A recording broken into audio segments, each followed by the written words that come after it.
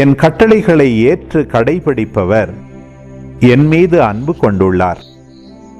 என் மீது அன்பு கொள்பவர் மீது தந்தையும் அன்பு கொள்வார். நானும் அவர் மீது அன்பு கொண்டு அவருக்கு என்னை வெளிப்படுத்துவேன்.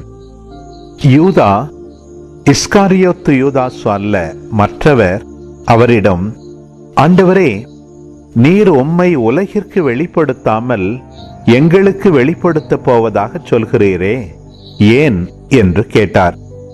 அதற்கு இயேசு பின்வருமாறு கூறினார்: என் மீது அன்பு கொண்டுள்ளவர் நான் சொல்வதை கடைபிடிப்பார். என் தந்தையும் அவர் மீது அன்பு கொள்வார். நாங்கள் அவரிடம் வந்து அவருடன் குடிகொள்வோம்.